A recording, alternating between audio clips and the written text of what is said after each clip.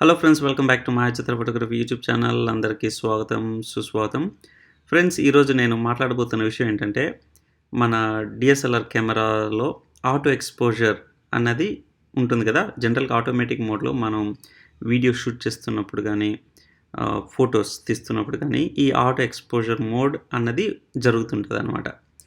దానివల్ల జరిగే చేంజెస్ మనం తీసే ఫుటేజ్లో, ఫర్ ఎగ్జాంపుల్ ఇప్పుడు చూస్తే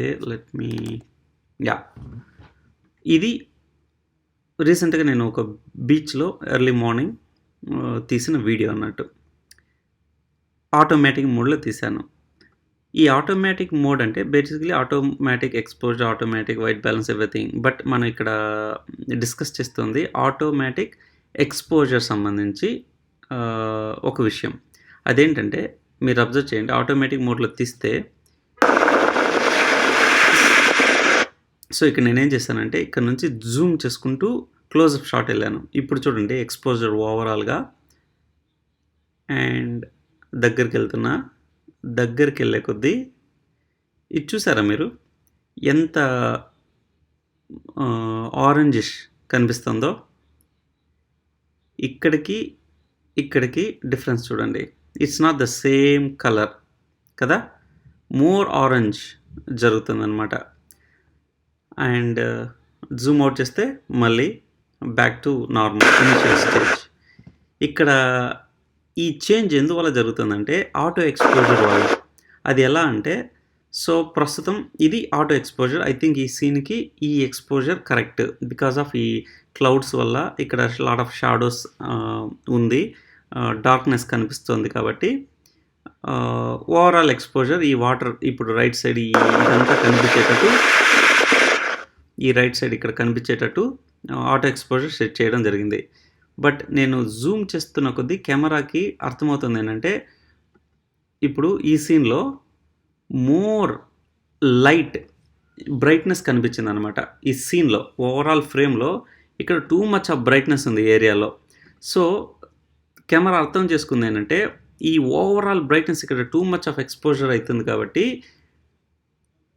ఎక్స్పోజర్ తగ్గించడం జరిగింది. ఎయిదర్ ఐఎస్ఓ తగ్గించడమో, లేదంటే షటర్ స్పీడ్ పెంచడమో, లేదంటే ఈ అపర్చర్ తగ్గించడమో జరుగుతుంది.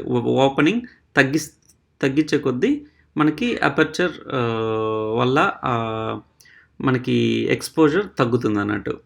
ఇలా చేయబట్టి ఏమైందంటే, మోర్ దెన్ కలర్ చేంజ్. ఈ కలర్ చేంజ్ ఎలా వచ్చిందంటే, ఆ బ్రైట్నెస్ తీసేస్తే ఆ ఆరెంజ్ ఎక్కువ ఉంది. నిజానికి ఈ కలర్ అట్లే ఉంది, ఇక్కడ కూడా ఆరెంజే ఉంది. Because of too much of brightness మనకి ఆరెంజ్ వచ్చి కొంచెం ఓవర్ ఎక్స్పోజ్ అయిపోయింది అనమాట.